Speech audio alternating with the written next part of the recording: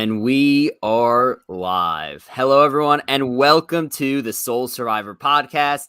Me and Ryan back together here to recap episode 10 of Survivor season 42, and it was a good one.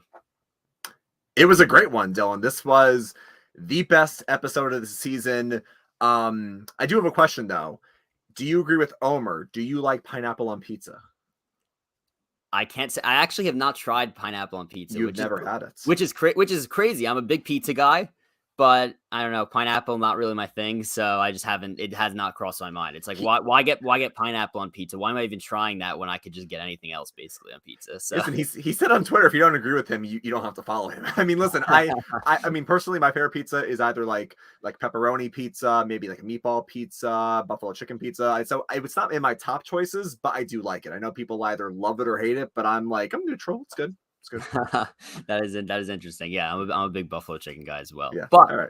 Let's get to it because we have a lot to talk about. Had a slight conflict last night, so we are doing the Thursday recap podcast rather than the Wednesday recap podcast right after the episode. Just wanted to remind everyone before we get into things, like this video if you're watching it, subscribe to the channel. We are closing in on 500 subs, and it would be great to possibly get there by the end of the season. That would be great. So thank you to everyone watching. Thank you to everyone who subscribes. Follow us on Twitter, Instagram at Soul Survivor Pod, TikTok at Soul Survivor Podcast, and subscribe on Apple, Spotify, and anywhere else you may listen. We will be there. Links are in the description below. And let's get right to it. We had, and again, this was, for those who don't know, a lot of the, a few of the reasons that I have not been on a couple podcasts this season is because I have, sometimes I have to work at night. So I have some work conflicts. I end up watching at a crazy late hour.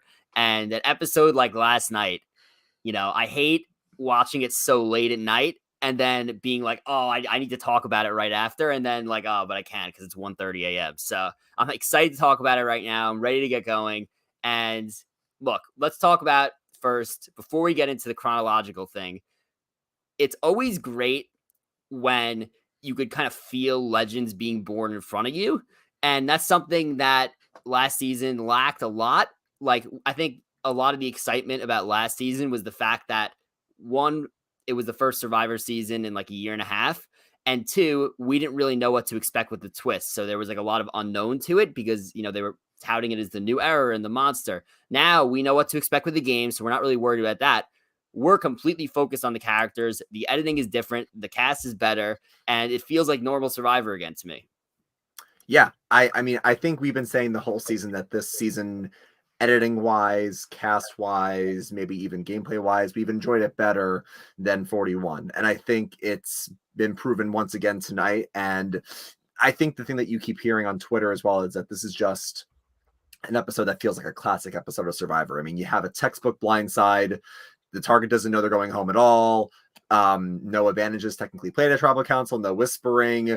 You see somebody who had a really meteoric rise in the pre-merge comes, crashing down in the post-merge. So it was a lot of fun to watch. I can't wait to delve into Omar's game, give the eulogy on high. There's so much we have to talk about. And like you said, I wanted to talk to you about it.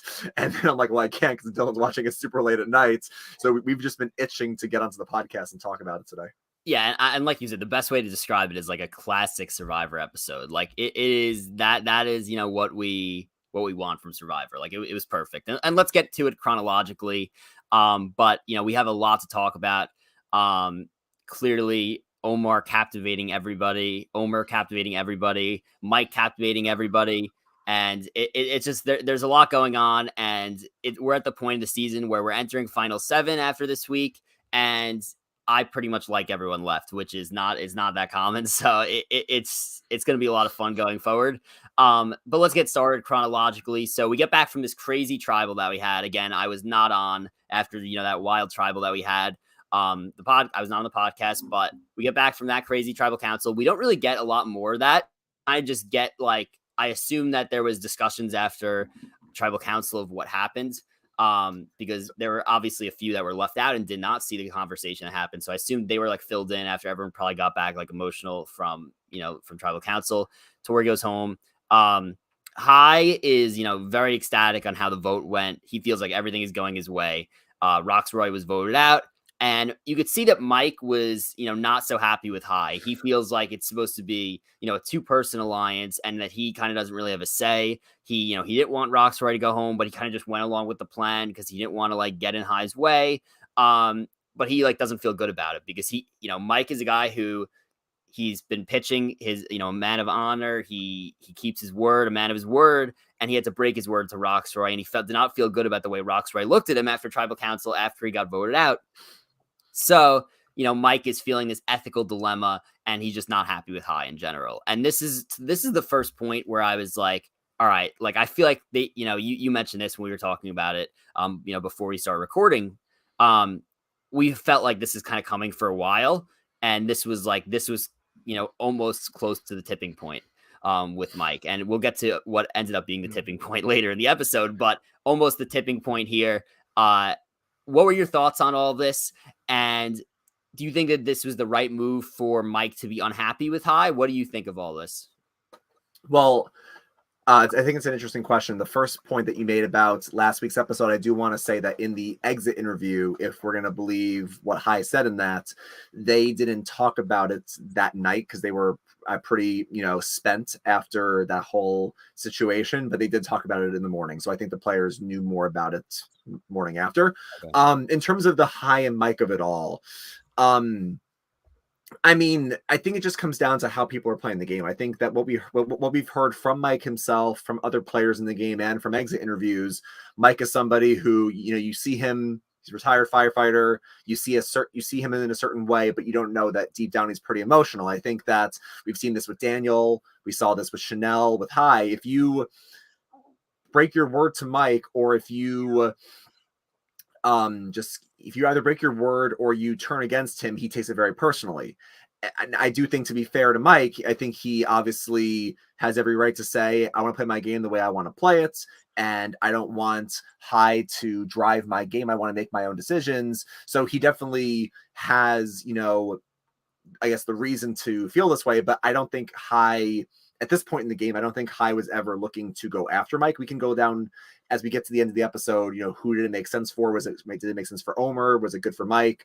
But I feel like, I don't know. I feel like High wasn't turning on Mike in this moment. So we could debate whether it was good for Mike. But obviously, as we see through the episode, Omar benefited a lot once again. So here's the thing from my standpoint. I think that, if you're in a two-person alliance and you're not going to pull a Wendell Dom and just be like, all right, they knew that they were going to go to the end together, and they knew it was just going to be may the best man win. And that was their best path. That was their only path to get to the end. In this situation, I think it's important. Like, you gotta know when to strike and when to strike first. Because High seemed like the person who would be willing to turn. I don't know if he would have, but he seems like the guy who would not have a problem turning on Mike in a situation, maybe an episode or two later down the road. And Mike could possibly either not see it coming, but High seemed like he would have no problem doing that. So I think that, Mike was wary of that, and I think it was the right move to vote out High. Obviously, if High got to the end, he would have been a massive threat to win the game. So I don't think that Mike was able to go to the end with him. And the move for Mike was to get rid of him at a time where he was not going to suspect it, which was this week. So I think he does a good job there. Now, what we see right after this, the beginning of the episode, is who does Mike go to? And this is where everything starts. Who does Mike go to when he needs to talk this out with somebody not named High? He goes right to Omar. And now, yeah, Omar happened to be sitting right next to him in the shelter. But at the same time, it's like, how is Omar pulling this off where like nobody thinks he's on top, but everybody goes to him and trusts him the most? It's like my brother phrased it perfectly. It's like everyone has their ideal survivor game. If they go on the show, they all know exactly how they're going to play and how they, I want to be controlling everything, but I don't want anybody to see that I'm doing it. Like this is like he's playing the ideal survivor game, Omar, right now. And, we could talk about this a little bit later, but right now, pretty much every single player left in the game has a reason to keep him in the game. But at the same time, nobody suspects that he's the guy running everything. At least we don't think so. So, I thought it was just interesting. Immediately, he already goes right to Omar. And, Omar, one thing he does really well is he's a very good actor. So he always acts so surprised or like Right. So he makes the other person feel like he doesn't have a lot of info, and they're bringing the info to him, which makes them probably feel that they're above him in terms of knowledge of what's going on.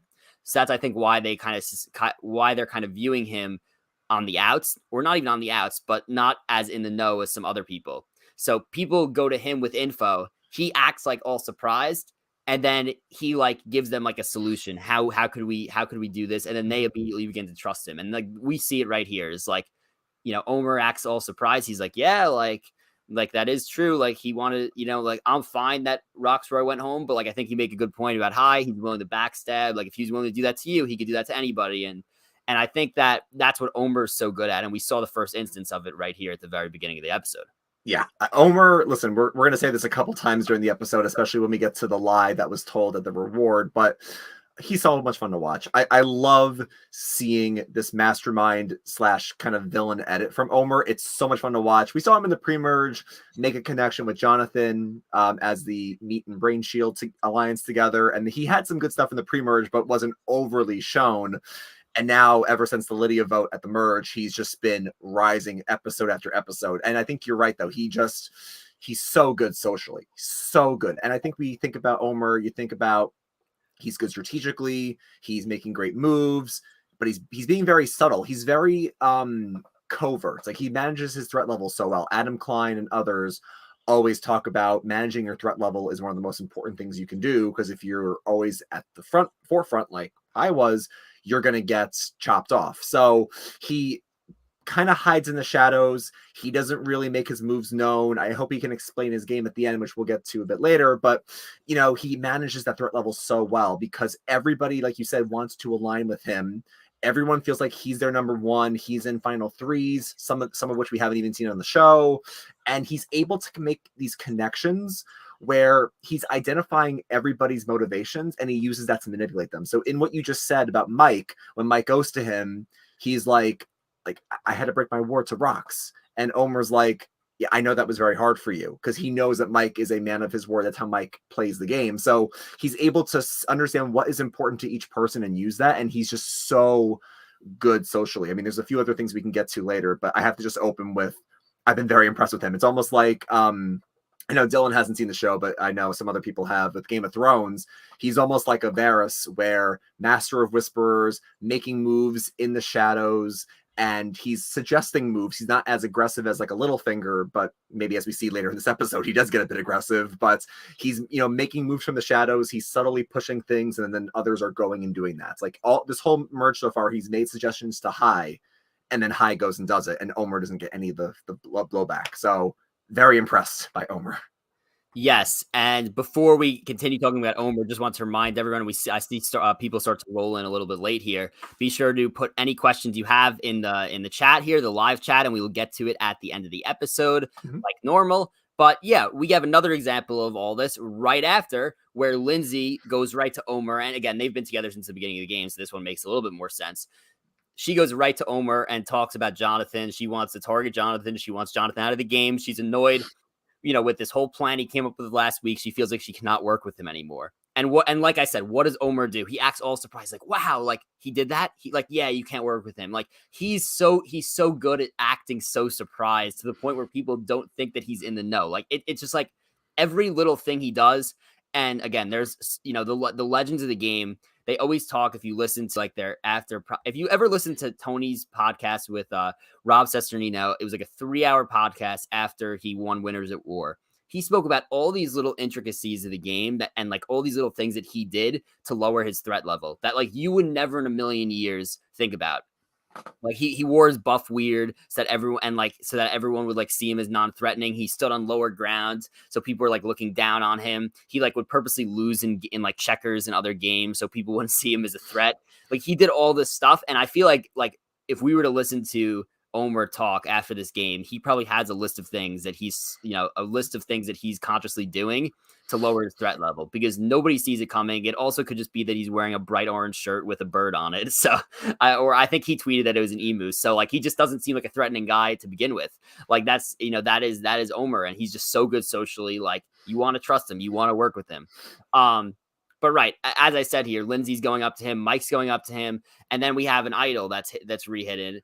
I want to talk about this a little bit. So Lindsay just misses the idol. She walks right past it. She looks at the tree, and I think she may have been like, I don't really know heights here, but is Lindsay like a couple inches shorter than Marianne? Like she did. No, I think Lindsay's taller than Marianne. No, is she? Okay, I don't. I haven't seen them. I am not. maybe not. I don't have it in my. I don't have it in my head, so I don't know. Maybe somebody who's listening could fill us in there, or you could look it up. But she like I was in shock that she did not find that because she was like conscious. She was looking for the idol. And I was like, how did she looked at that exact tree. How did she not see it hidden? And Marianne, like, she didn't even look like she was like looking hard. Like she just like walked right past it and there it was. So I was like thinking to myself, like, is Marianne like a couple inches taller than her that she saw it and Marianne and Lindsay didn't? They're like the same heights. The same height. Okay. So that was not a factor. I don't know. Maybe Lindsay just missed it. That was pretty crazy to me. Again, Lindsay missed it. So I guess it was hidden decently well. But like at the same time, it didn't seem like it was hidden that well. Like if you go back to past seasons, like low 30s, like you actually had to dig to find an idol. And now it's like, oh, an idol's like sitting right there in the tree at like just above eye level. It's like I was like kind of I hope that in season 43 and 44, they actually rehide idols instead of just like leaving them in plain sight. But at the end of the day, one person missed out on it. So maybe it was better hidden than we think. And maybe Marianne's was good at spotting idols. So good for her. That was awesome to see her find an idol after she had just used one at Tribal Council. Obviously huge for her game. Yeah. What are your thoughts on that whole idol thing? And like, do you think that they've made it too easy to find idols, or you just think that like Marianne was just like had a good eye there? I feel like it depends on the idol. I feel like some idols are harder to find than others. I mean, we see times where, like you say, it's very simple to find. Other times it's hidden in plain sight and you have no idea it's there. I do think it depends. And I do love this classic throwback. I mean, this has been happening ever since like Russell Swan in Philippines, where he's like, I'm going to see a flash on the screen. And that's where it was. And you see like Lindsay just missed it to her right. But yeah, no, I feel like this is interesting for another reason, because this is our first regular idol. Now, technically, the Beware idols have all become full-fledged idols, even though Drea played hers and Marianne played hers and Mike still has his. But as Marianne says in confessional, she finds this, her second idol, but there's no strings attached. This is not Beware. This is not like a super idol. It's just a standard idol, which is interesting. I mean, people were asking me in the comments last week, Dylan, like, will one of these idols get rehidden? And I said, I think last season when Shan got voted out, it got put back into the game, but I couldn't remember. So I had a feeling that I don't think two of them would have got put back. I mean, obviously Drea and Marianne played theirs, but since Mike already has one in the game, I don't think two would go back in. I think only one went back in. But I mean, listen, the Survivor God said you played your idol and they're going to give it right back. So we'll see what happens. I was pretty surprised that there was no like Beware thing attached to it, but I guess, we didn't really see idols played last season, so I guess it was just rehidden and that was it, which is fine. But anyway, now we have the reward challenge, which was a bizarre. I saw people saying that potentially like they think like a swimming part of that got cut off because of the bad weather, because it was like a weirdly short challenge, but at the same time entertaining, because it was a huge storm. So simple challenge. Lindsay wins the challenge and brings Omar and Mike into what was a huge reward, because given the conditions, they got shelter, they got pizza, and then we later saw that they got message from their loved ones, which in a season where because of COVID, families can't fly out, that was a huge thing. Sorry, fun sign up before you continue. That actually, according to Heather, they had that last season too, but they cut that out. So they actually had the same thing. So. I read that last night as well, and I'm in shock. Like, what was Survivor's motivation for cutting that out? Like that to me is like everything that was wrong with season 41 is we did not have those like personal moments that we had in this season. But anyway, not to go on a completely tangent there. I have a feeling that this scene that we saw in the shelter is one that when we look back on the season and the end result, I have a feeling that this could be one that highly impacts the end of the game. And we saw last season, I believe, Xander, Erica, and Deshawn all went to a reward together, and they all ended up in the final three. That's the same type of vibes I got from this. I don't know about you. I mean, this happens a lot. I mean, this happened last season. This happened in David versus Goliath when Nick, Mike, and Angelina secured an alliance and they made the final three. This has happened in Second Chance when Jeremy secured an alliance or a final three with Spencer and Tasha. Like, this happens all the time where you go on a reward, and Steven Fishback has always said this. how do you make a decision? Like, was this the right decision for Mike? And he always feels like you should bring allies with you to solidify those bonds and people you want to strategize with. I think Lindsay made a great decision on two fronts, publicly. And granted, obviously people could believe she has other intentions, but she says, I'm going to just pick who hasn't gotten a reward. Omar's gotten nothing. And Mike only got PB&J. He didn't get a merge feast. He didn't get the other thing. So it's fair. So everyone says, that makes sense. Kind of like in Big Brother, if you're head of household, who do you nominate? The first two people that fell off the challenge. Like, this is just the fairest thing to do. But that's like publicly. But internally, she realizes, okay, well, I've been close with Omar since day one, and I like Mike a lot. I want to strategize with him. And I feel like you just mentioned, I would not be surprised if this is our final three. I feel like these three seem pretty close together. Again, anything can still happen, but I feel like these were people that Lindsay wanted to strategize with. So she made, I think, a good choice there. And also publicly, people seem to believe it as well. Yeah, Lindsay did a great job here, because a lot of times you don't want to be the person picking for a reward, because especially in conditions like this, where like, it seemed like extra personal. Like, she did a great job of, like, nobody seemed to hold this against her. And I think, she played it off as if she was just taking people who hadn't had a reward, which was definitely partially true. But also, she's been with Omar since day one. And she took Mike, who Omar was clearly trying to strategize with. And I wonder if they had a conversation, Omar and Lindsay, and like mentioned when they were talking about getting Jonathan out. I wonder if like Omar mentioned like, oh, Mike could be somebody you want to work with. He seems like he may want to get out high. Like, she took somebody that needed people, that was looking for new people to work with, and brought him closer. And obviously we could talk about the masterful move here by Omar to put the dagger in Mike and High's relationship and alliance here at this reward. This was just such an incredible move. And it was like the perfect like edit where like, he's like, and honestly, he tricked me when he said that before we got the confessional. I was like, oh, that seems like something that like High would say. Like, so I was sitting there and I'm like, oh, like it makes sense that High called Mike a puppet to Omar, and then you have the confessional to Omar, and he was like, nah, that's a complete lie. But like Mike ate it up, and Mike was like, and like this is the part of Omar's game that is so impressive. Is like, it was the, like, you have to tell, and I believe that Omar said this in it was like the episode title, is like, you have to tell good lies on Survivor. He cannot, like, it would have been the wrong thing to try to separate High and Mike, but keep High in the game. So like, for example, he tells this lie, it's complete BS, but it's believable because Mike already is angry with High. So Mike is going to latch onto anything that he says in terms of that. Any reason that Mike is given to turn on High, he's going to do it at this point because he was already unhappy with him. So he eats up the lie, and then at the end of the episode, High's voted out. So now nobody could trace that lie. Nobody could trace that was a lie back. Mm-hmm. Like, Mike is not going to find out that Omar lied probably until after he watched the episode last night. Like that's why, it's so impressive, is like, High's gone. So there's no way that it could get traced back to Omar. He tells a perfect lie, and that moment is what solidifies this three. Yeah, I mean, really impressive. I jumped out of my chair. I literally could not contain myself because it just was such an insane thing to see.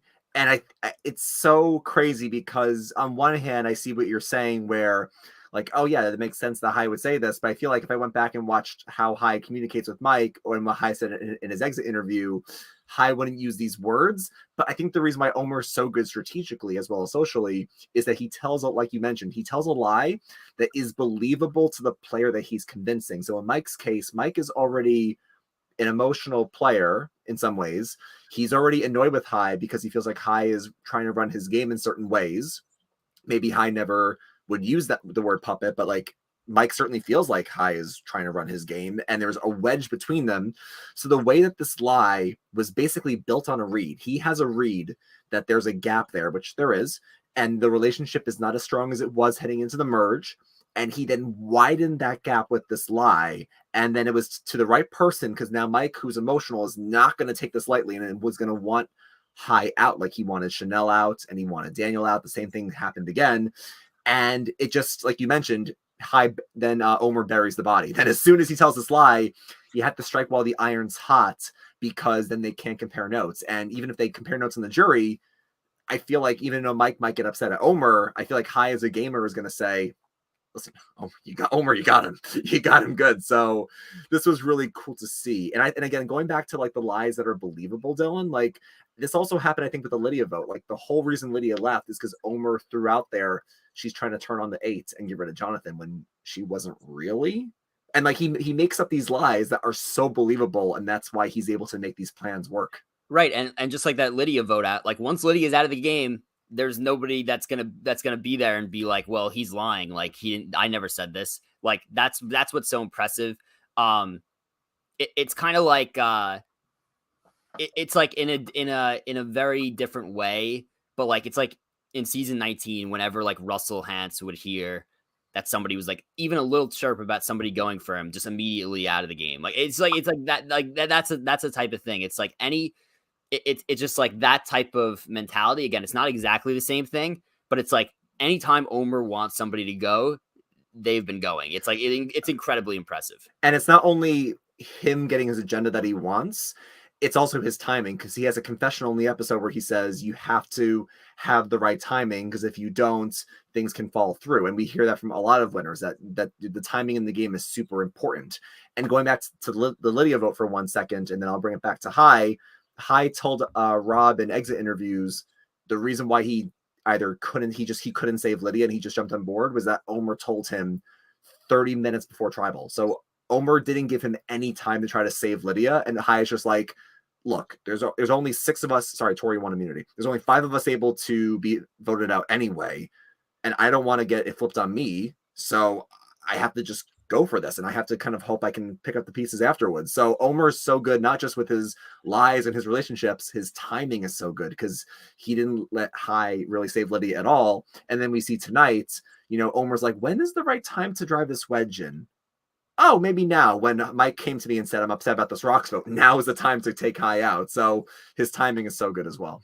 And another, and we, first of all, we got to like another reason why this felt so significant is because we got a lot of time. And again, this is something that was edited out. This was a very short reward challenge. Mm-hmm. It was something that was completely edited out of season 41. And we also get like a lot of time here. Like that was most of like the segment between commercials. Like that was most of it. And we also get Lindsay here who tells Omar and Mike about the amulets. So Drea has one, Lindsay has one, and Hai has one. So she's like, well, this is perfect because if Hai goes out, then now the amulets, there's only gonna be 2 of them left and it becomes a steal vote. And then eventually, if I were to get Drea out, then that would become an idol. So that was like, I think that moment was like another moment that just bound those 3 together, is that they know there's only 7 people left, and they could potentially, if they bring Drea in, have a 4th and have a steal vote. Like there's a lot of things that are going right for this 3. And the other thing is that, and this is what Omar does so well, is like he's working with people who need him, right? Like Mike now that Hai's out, Mike needs Omar. Lindsay needs Omar because they've been together at the beginning, and I think Lindsay's only path to the end would be going with Omar. Like she needs, so both of them need Omar, and then you have like people who aren't even, I guess, in his, if you even want to call this an alliance, because like we've seen from Omar, this could switch up next week, but for now this is an alliance of 3. And he's even close with people that are outside of his alliance. Like we saw Romeo later in the episode be like, all right, I trust you the most. And that's somebody, Romeo, who's been like out of the loop with everything. He tells Omar, I trust you the most. So he kind of, it's like everybody feels like they need Omar, but everybody kind of just sees him as just like a number and not like somebody who's running the game. And that's what's just so impressive. Yeah. I mean, he hasn't, like you said, everyone is aligned with him. He hasn't had his name written down once. I think he's the only person left, maybe Drea, although technically Drea would have had her name written down if it wasn't for the idol play that she did. But like his name's not written down. No one's gunning for him. I'm going to be honest. I actually forgot what the preview was about because I've been so focused on this episode, but I feel like it was one of those things where it's like, oh, how about this person, and Omar's not even in the conversation. So it's just like, he's positioned just so well in this game. And I think the question we have to ask ourselves next before we continue with the episode is like, is he too out in front at this point? Do we feel like, he peaked right at the merge? Or he peaked at the right time? Is there anyone that can stand in his way at this point? I feel like something would have to break very badly for this to go wrong. Yeah, and we could get to that a little bit at the end when we look ahead to next week. I want to get to right now just the immunity challenge quick. Lindsay wins 2 challenges in a row. She wins the immunity over Jonathan. That was a really cool challenge. I enjoyed that a lot. I was on the edge of my seat. I thought Jonathan was going to pull it out. Like, I thought it was one of those edits where like they kept showing him almost slipping and he was going to recover, and then finally Lindsay was just going to drop out of nowhere. But Lindsay gets the small advantage there because Jonathan was barely able to stand on the final foothold, which was pretty hilarious. But also Lindsay, great job at the challenge for her. Yep, really good. That's not an easy challenge at all. So after the challenge, you have, it was basically like we saw a split between Hai and Jonathan, and like this was just one of those votes that I was like, it seems so easy, and it seemed so easy. Everybody was like Hai, and then like Hai was like trying to like come up with like he was trying to tell Jonathan and make sure that like he kind of felt in trouble but also felt safe. It was like a weird type of thing. He's like, oh, I have an idol and I'll play it for you tonight. And then Jonathan, like, who does not have a lot of game sense, we've seen that, he walks away and is like to Omar, like, yeah, the biggest lie I've ever seen, the worst lie I've ever seen. And I mean, this was like Hai was in big trouble. And then we kind of got, a little bit after that where Omar's like, well, it seems so easy. So is this the right vote? Like it seems way too easy. And I think a great quality for Omar and any good Survivor player is that they don't get enamored with a big move that's the wrong move. Like Omar thought about it, and that's correct. Like he should have thought about it. He thought about, switching the vote to Jonathan, but then he was like, no, like I'm not gonna, because if he had switched the vote to Jonathan, then all of a sudden people could start seeing him as the ringleader. But if he goes along with Hai, it kind of just looks like, well, Mike's the one who turned on Hai, and that's what it looks like right now to everybody. So I think, Omar definitely made the right move to go with the flow, because had he, gone for the big move, which to me it would have been a big move in terms of like the way everything was looking, but it would not have been a good move. So I think Omar, makes a great decision here. Completely just goes with the plan and goes with the flow and does not look like he has blood on his hands like he's always been doing.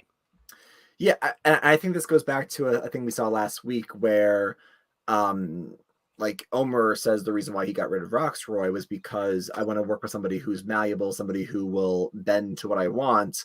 And I think the thing though is like, yeah, Jonathan's not going to do that a lot. Jonathan is, very stubborn in how he thinks about the game, but Jonathan implicitly trusts Omar. They've been together since the beginning and they have a great relationship still. So that's why Omar feels like I could switch it last minute to save Hai, but I mean, everybody wants him out anyway. And I'm working with Jonathan. Jonathan trusts me. Everybody wants Hai out regardless. And like to that point, Hai is somebody who, Hai is malleable. Hai can kind of switch his mind. He can make some moves, but he has he has more potential to do damage to Omar's game. And that's something that was a theme throughout the episode, actually, where Mike is worried that, Hai could damage his game. And Lindsay wants to get out Jonathan possibly next week because he's ruining her game with his strategic play. So it's kind of just like, how long do you hold on to your ally? And then once they start to have a negative impact on your game, even if they're not looking at you yet, they're looking at them. So then when's the right time to cut bait? So that's another timing question that all these players have to balance. Yeah, and I do want to talk about Jonathan and like quickly, because like I think like 2 weeks ago we would have said like, all right, like Jonathan, maybe he's a threat to win the game, maybe he's a threat to win out. Now it's like, I don't really think he has much of a chance at all based on what we see from everybody else. They're not too worried about him. So I think that, Lindsay, personally for Lindsay, it's the right move to get out Jonathan because they were aligned and they kind of are still aligned, but he's all over the place with strategy and that's not good at this point in the game.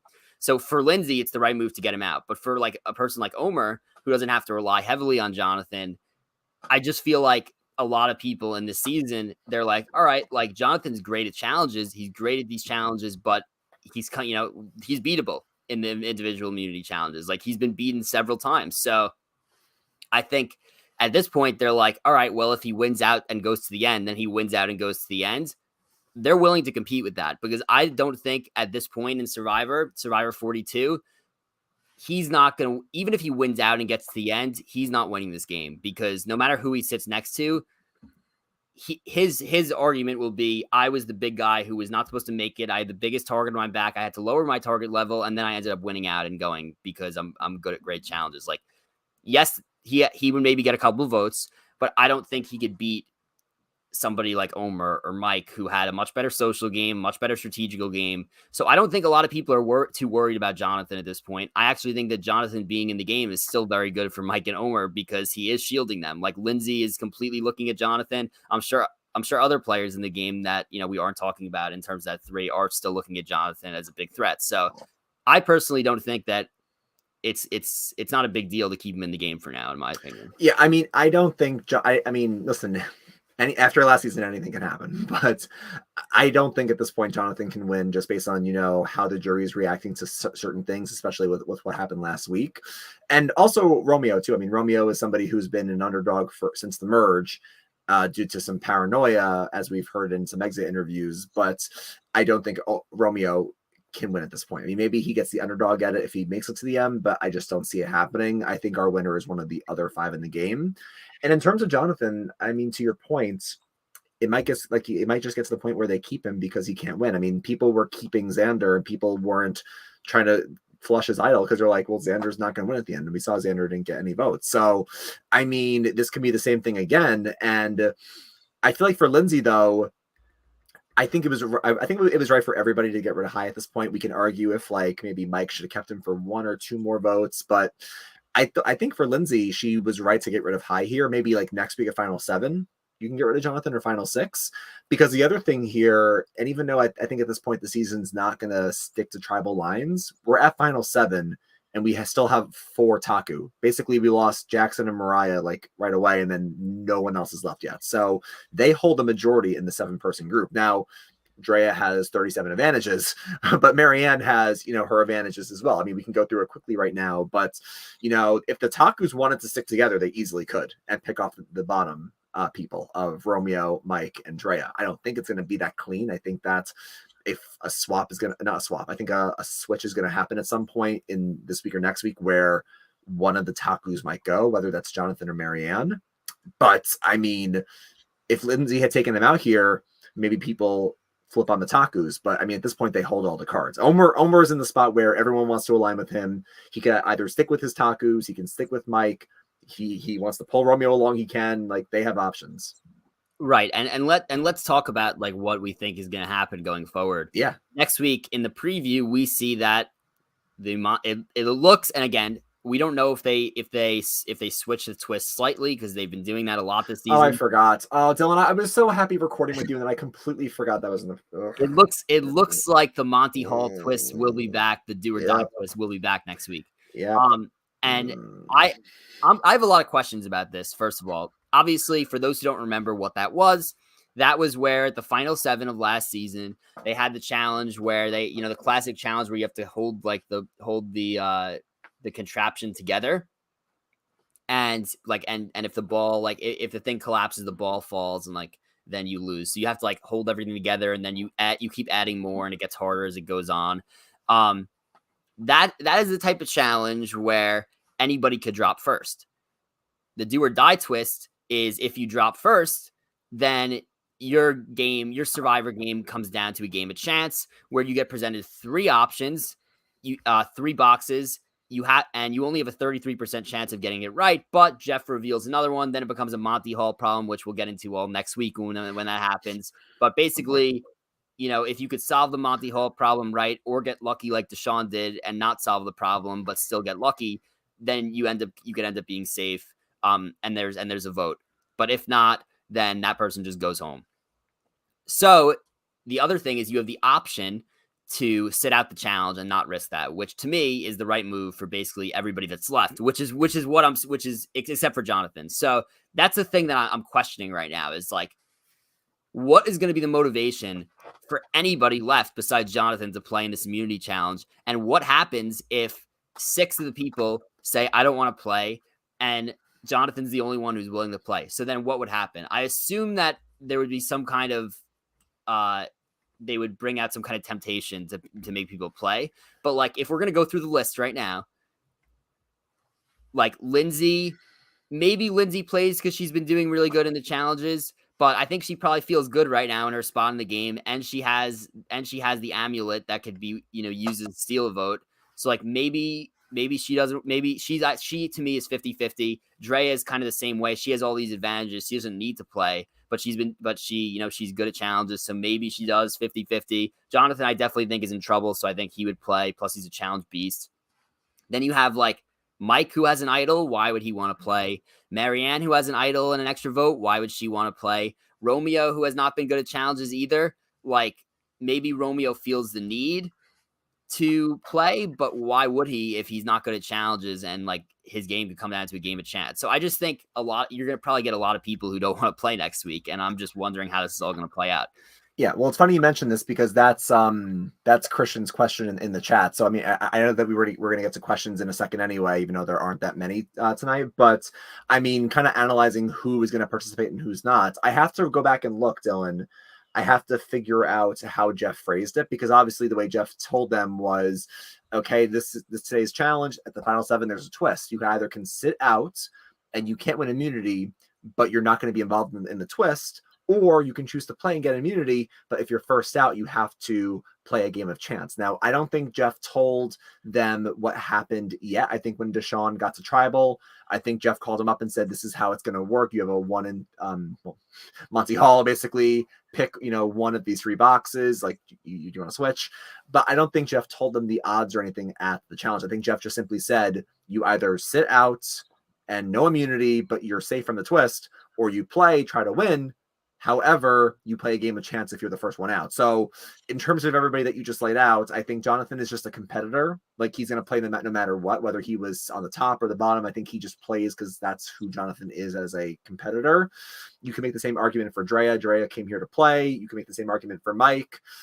I feel like Romeo as well. I feel like Romeo is somebody who, if he feels like he's on the bottom, he's going to want to try to secure his spots. If it's a balance thing, maybe he could outlast them. I don't know. I'm not sure who would sit out here. I feel like, and maybe Marianne, because I don't think Marianne's somebody who would want to risk her game on a game of chance. The most interesting thing is Omar. What do we think Omar's going to do? Because in Omar's situation, the sitting out, well, I guess sitting out doesn't indicate you feel like you're in a great spot, because you can just say, oh, I didn't want to play a game of chance. But I'm curious what Omar will choose to do. I'm wondering if Omar says to himself, I don't want to mess anything up. I don't want to go out because of a twist with how I'm playing. So I'm just going to kind of play it cautious. I don't know what to say. To me, look, I understand the temptation if you're Drea to play, because if Drea wins immunity next week, then she makes the final 6, and then she has an idol to play at final 6 or final 5. And at that point, with the idols and amulets and extra votes, like she's making the final 5. Like, it's as simple as that. So I see why somebody like Drea would want to play. I guess I could say the same thing for Marianne, but Marianne has not been great at challenges. So do we think that, to me, why am I even risking putting myself a chance if I'm an idol? Like, if I have to play the idol, I'll just play the idol, and I'm going to work to see another day. So I think Omar is going to be one of the most interesting choices, is because, like, if he sits out, does he seem like he's too confident? Like, at this, first of all, let me just say something before we're going through. If Omar or Mike or Drea go out from this twist, CBS is going to hear it. So I don't think that's going to happen. My end prediction for this twist is that I'm going to guess that the person is safe, ends up being safe, whoever does the chance. I think that they do the problem right and they end up being safe. That's my prediction. Then we have a normal vote. But I just can't see one of the top players going out with this twist. Like, you cannot. If you're Survivor and you already heard negative feedback from last season, you could not have one of your best players go out. Dylan, they didn't hear the feedback. They're not going to do this again in 43, but they didn't hear the feedback. No. But you could edit it differently so that we would not be annoyed when a great player gets taken out. Like,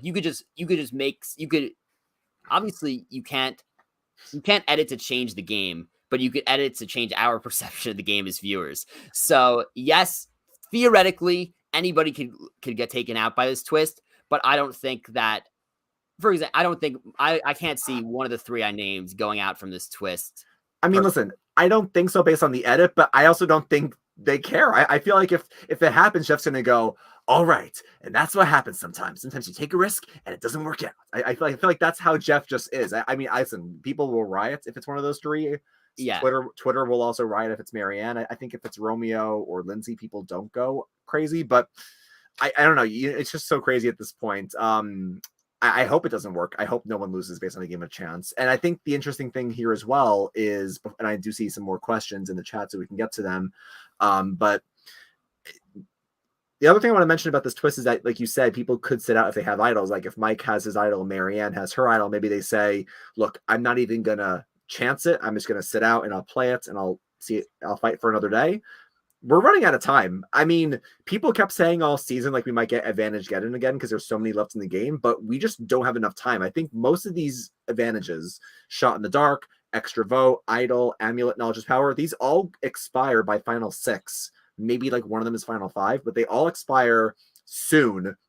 And we have 2 amulets with Drea and Lindsay, knowledge is power with Drea, idols with Mike and Marianne, extra votes for Drea and Marianne. So like these all can't get used between next week and this week. I feel like some of them are just gonna expire naturally.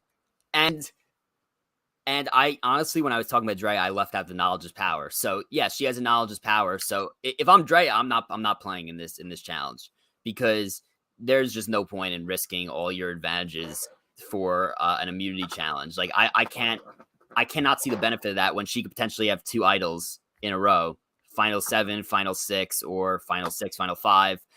I cannot see a benefit for her playing.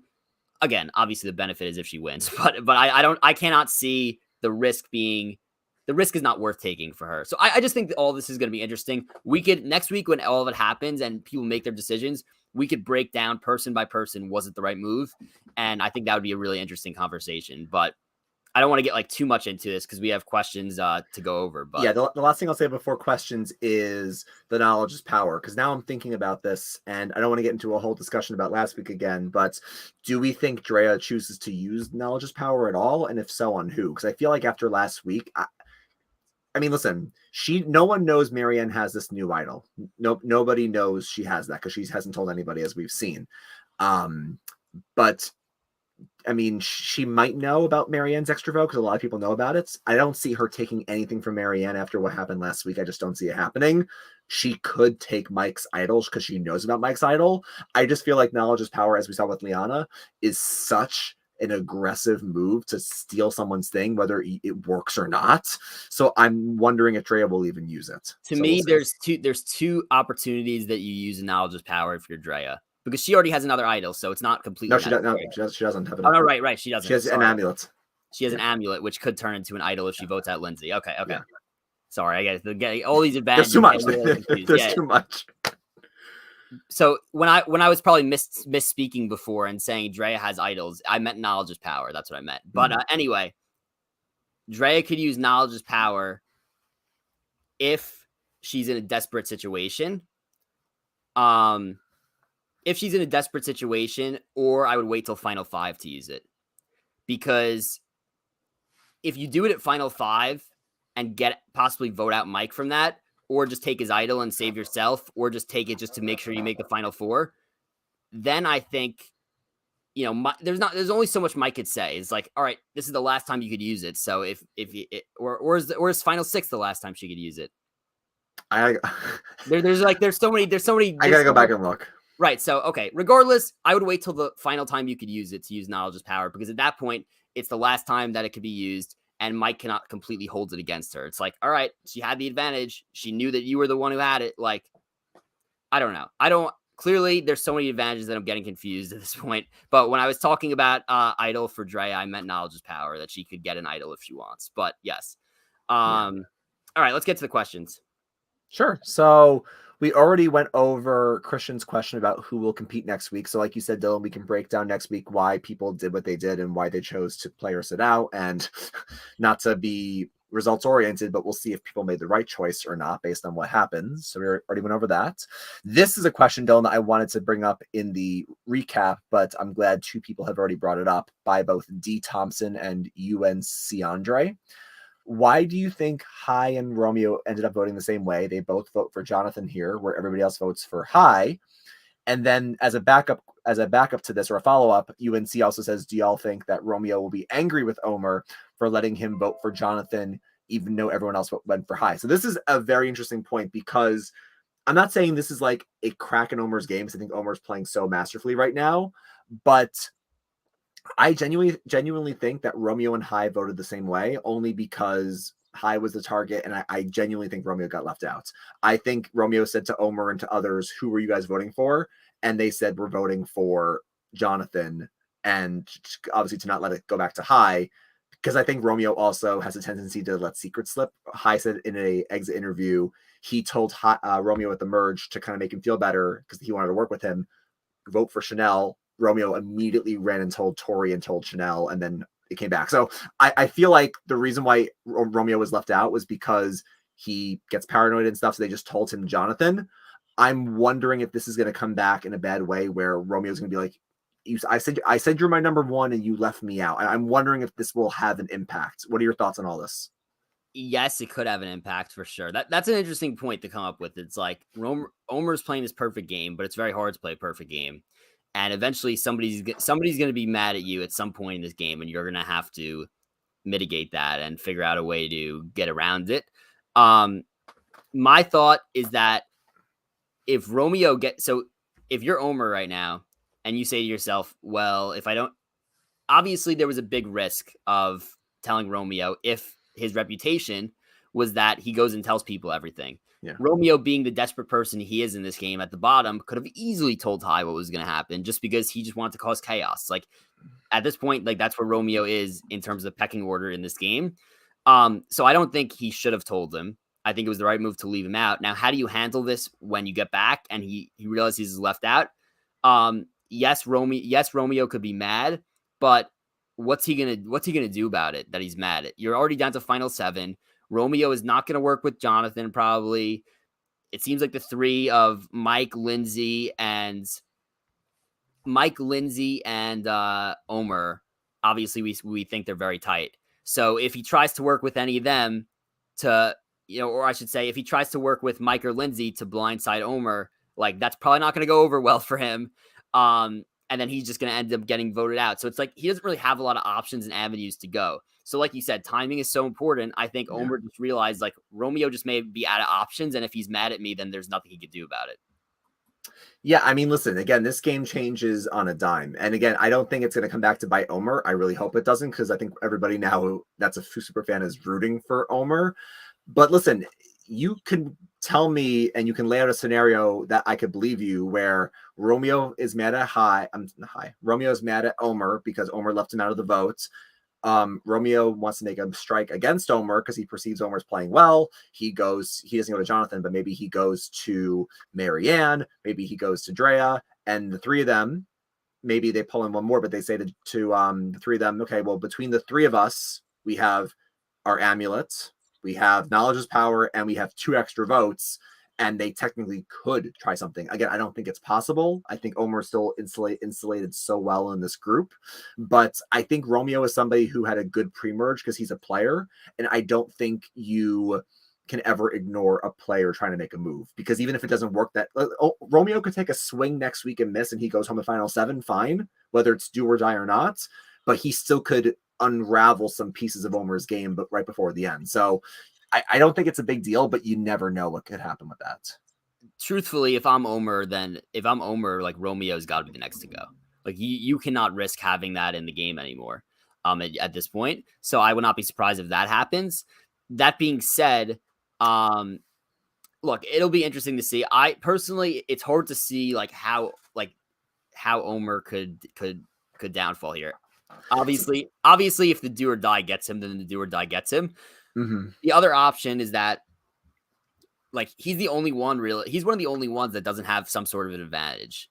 Now, Omar, Jonathan, and Romeo are the only ones who don't have anything. All they have is shot in the dark. Yeah. And we spoke last season about how not having advantages is kind of a strength, because there were all these beware advantages, and some people didn't have votes, and then other people, everyone knew where the advantages were. So by you not having an advantage, it lowers your threat level naturally. So, and a person like Omar, he doesn't have an issue not having advantages, but when there's this many advantages left this late in the game, then it's, things could get tricky if, if people are starting to play a bunch of idols at the final 5 and he doesn't have an idol. So and this is the problem, and this is another reason why I hate all these twists, is because if you think about it, we between this season and last season, we lost the final 9 votes, and now next week with do or die, because that can just mess things up, we're losing final 7, and these are odd number votes where flips can easily happen, like a 5-4, 4-3, and I hate that for strategy we're losing that. So I hope they don't continue this going forward, because you could easily see a scenario where Romeo is scorned after this and then some type of 4-3 vote happens or not. So yeah, I'm holding out hope that the person who does do or die is saved. I'm hoping so by the problem, and then this way we just get a normal vote. But it'll be very interesting to see what happens going forward here. Yeah. So the next question, also from UNC Andre, as someone who didn't watch 41, I'm assuming UNC Andre is referring to season 41. No, I'm sorry. Like, is he saying that like he didn't see 41 or the players didn't see 41? As someone who didn't watch 41. No. He's asking for clarification. I'm sorry. I got it now. Right. For clarification purposes, can Marianne or Mike use their idol to block do or die? No. As far as I know, let's just say Romeo simply plays and he's out first. He has to play the game a chance no matter what. If he draws the skull, he's out no matter what. Nothing can save him. If he draws one of the 2 flames, he's still in the game, and then the final 7 vote continues as normal. That's how that works. Yeah, you cannot save yourself with an advantage for do or die, which is what makes it so risky. Yeah. Christian wants to know, Omar's edit is too good to be true. Do you think he wins the final immunity, gives it up, makes fire, and loses fire? Omar is in a spot where he doesn't have to do this. He as of right now, there's no boss. There's like boss battles in video games. There's no end boss in his way. He is the boss. Where this isn't like you're Rick Devens if you're Chris Underwood. This isn't like the like I guess like a Tony or Sarah thing, or this isn't like I don't know, like Chrissy and Ben. Like there's just I hate this twist. I hate this twist anyway. But the point is that Omar doesn't have to take somebody out. If he wins immunity, he's keeping it. He has no reason to give it up. Also, to be fair, Omar hasn't been great at the challenges so far, so I don't think he's going to be even in the spot to begin with. But you never know.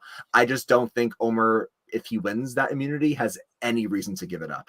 I have an interesting theory here. Based on what we're seeing so far, I think Omar's game may be so good that I'm not ruling out him not even going the fire if he loses immunity. Like, I don't think anyone's seeing him right now as a huge threat. Obviously, as the numbers dwindle down to final 4, and if he gets there, then people could just say, all right, he's the biggest threat remaining. He's going to fire no matter what. But like, we saw Erica get brought to fire last season. Get brought and not have to do fire last season, I should say. Mm-hmm. I'm not going to completely rule that out for Omar. Obviously, it's unlikely. I still am holding out a chance that it happens. I think there's just so much that has to happen, so we'll see. So the thing about, and this is the other reason why I wanted to mention Erica as well, is Dylan, for the longest time, and I can go back for a while, for the longest time, most winners, especially in the 30s and even late 20s, have had some type of either advantage, an idol, or immunity. Like Tony, Nick Wilson, Chris Underwood, Wendell, Ben, etc. The only ones in recent history who have not had anything is Erica from last season, even though Erica voted correctly. No, Erica did Erica win immunity once? So I believe Erica found an idol though in the finale. Is that correct? I'm sorry. So this proves my point even more. So she did find an event. She did find a advantage at the finale, so that did happen. So that proves my point even more though. And actually Erica won immunity, I think, once. She in that split episode. It was Tommy from season 39 and that's my point, where every winner except for Tommy has had some type of immunity or idol, and so far Omar has nothing. And I feel like, and I have to go back and watch Tommy's game. I blocked 39 out of my mind for a lot of reasons, but like Tommy is somebody who was able to play a game where he didn't have to rely on anything and just use his social game and strategic game to win. And I'm wondering if we're in the same boat where Omar, he doesn't win anything. He doesn't get any advantages or idols, but we're seeing Omar play so masterfully. I just feel like it's so interesting because we're so used to winners having this ammunition, and for a winner to not have any ammunition and still play this great of a game is super impressive. Super impressive. I'm not ruling out that I could like, first of all, I think that if this season is similar to last season, then we're gonna get another idol hidden at Final Five. So I'm not ruling him. I'm not ruling him like finding that. Also, like I could see like if all these advantages get played, like we're running out of time to use these advantages. I assume the next couple of tribal councils, people are going to start playing them. So I definitely think that we're going to get another Erica like situation where he could easily be in the position to find the idol at Final Five and secure a spot. Also, we know that late in the season, we get some huge puzzles at the end. And we know Omar could do puzzles. He's good. So he could win immunity for all we know. And I think there's just so many different things that could play out. I'm excited. Look, personally, a lot of people are saying, and I believe this was a question in the chat, whether or not Omer's edit is like too good to be true. Is he getting the guy that like is amazing and then falls just short at the end? Maybe he is, but to me, I think that, and again, this is no offense to Erica, who I'm sure played a great game, and we just happened not to see it. Like after Survivor heard what our opinion was on the last season and how we didn't really get to see a lot of Erica, we didn't really know what her strategy was. Plus the fact that Jeff is calling this a new era of Survivor, drop the four, keep the two, whatever. So given the new era of Survivor, given Jeff wanting to, put a bunch of new players into the game, I would not be surprised if Omar's just getting a dominant winner at it to be like our first legend, quote unquote. And regardless, even if he does not win, he could be considered a new era legend here, by the way he's playing, and he will probably play again. But I think it's possible that he's just getting a dominant winner at it. I would not rule that out. Yeah. Because especially after last season, like people want to see a dominant winner. Like it's always fun to see a dominant winner. My brother brought up a great point that season 34, Sarah was very like this, that she always was in control. Everyone was always going to her. She made the right moves at the right time. She was in the middle of every vote. She balanced everything perfectly. And at the end, like you knew she was going to win. I kind of feel like it could be a little bit similar. So we're going to have to see what happens. It could be like a Sarah. Listen, and Omar's playing so well right now, and I don't want to jinx it. And I feel like it's too soon to compare him to these legends, even though he's getting up there pretty quickly. If he carries us to the end with no flaws, you can start comparing him to like a Kim Spradlin, like a Boston Rob. So it's possible.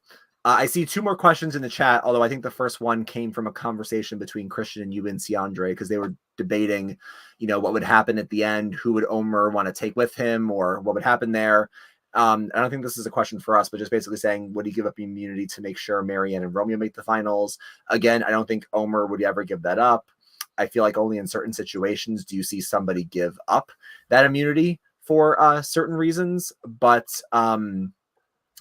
yeah, no, I feel like it'll be very interesting to see what happens. I hope they get rid of the twist. They're not going to, but I hope that's part of the feedback. The last question I have here, or the comment that you actually said to me before this podcast, Dylan, but we never talked about it live because you were working last week. Omar articulating his game. Can Omar articulate his moves in a way that doesn't alienate him with the jury? People don't seem to be tracing moves to him. So you said to me, and maybe you heard this from Stephen Fishback or someone else, that Omar isn't super, again, he's not super overt. He's not super, front running as High was in terms of his moves. He's behind the shadows. Can Omar get credit from the jury, and will they recognize the game he's playing?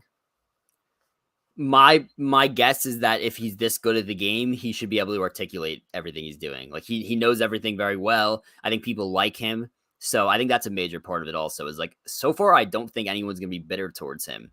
Like, I think that, like, again, you saw High last night. He was like, great move, guys. Like, I don't think High is going to be like bitter about it getting voted out. So, and even if Omar were to turn on Mike, like maybe Mike is like the old school type where he wouldn't like that. But at the same time, like, I think Mike at the end of the day realizes that this is a game.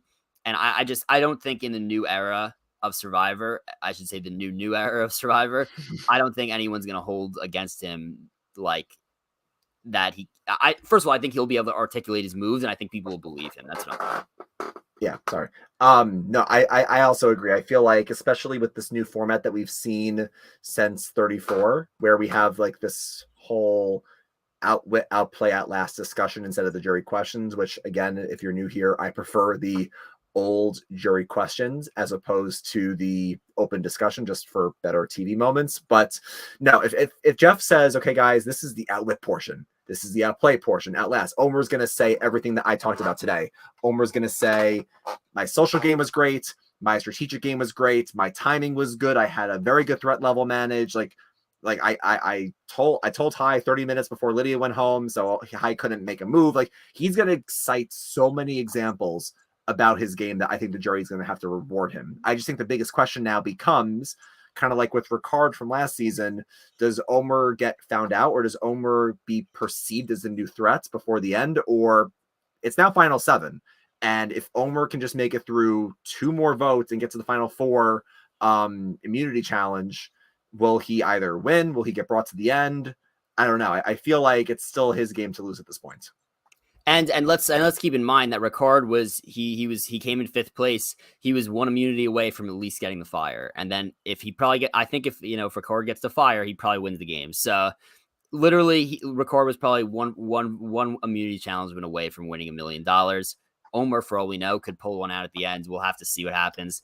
I'm very excited to see what happens. I think, it's gonna be great down the stretch here. And I also want to we were spending so much time on Omar. Mm-hmm. I also want to point out and say that, like, if Mike wins, if Drea wins, if any of the, so I think those personally are the top 3 candidates right now. But if Marianne uses an idol to get somebody out in big blindside and she suddenly catapults herself, if Lindsay does something similar, votes out Drea, gets an idol, uses it correctly, like, she could have a late push. I'm liking this cast so much that, like, I will be happy basically with whoever gets it done. So yeah, I mean, listen, I think if I have to be honest, and obviously, again, we still have 2 more episodes and then the finale, so 3 more episodes in total. Anything can still happen. Anyone can still make a big last push or a big move. So I'm not going to rule it out. I feel like I'd be happy with, like, most of these people winning. There's 1 or 2 that I wouldn't be happy with. But for me, I just want to see the person who played the best game win at the end. And for me, that's Omar. So if Omar wins, I'm super happy. If Omar doesn't win and it's Mike or Drea, I'll be happy, but I won't be as excited. I would be on this podcast so happy if Omar wins. Right. This is the type of thing I'm saying is like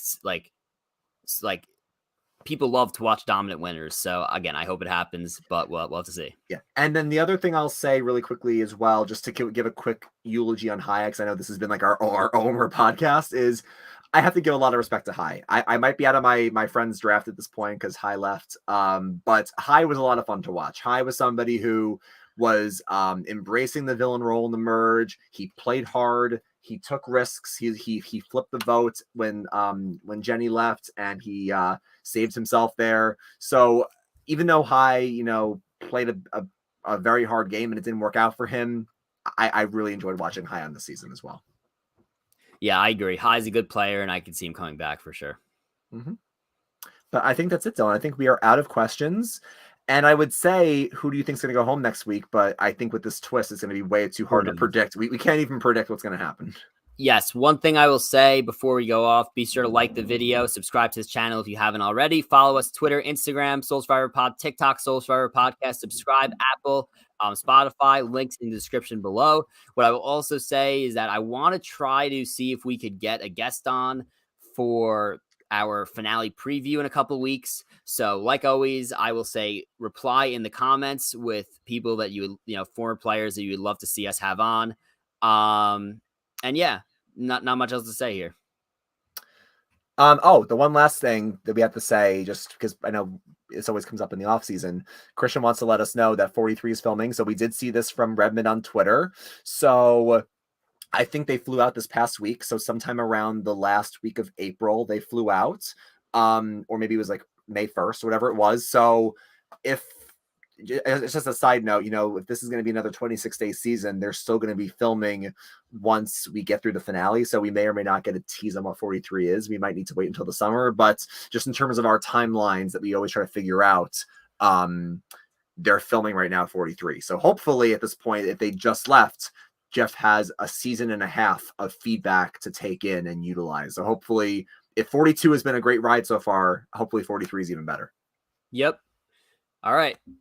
Good podcast, and excited to see next week's episode. Next week, it's do or die, baby. But that's all we have for you tonight. So grab your torches and head back to camp. Good night.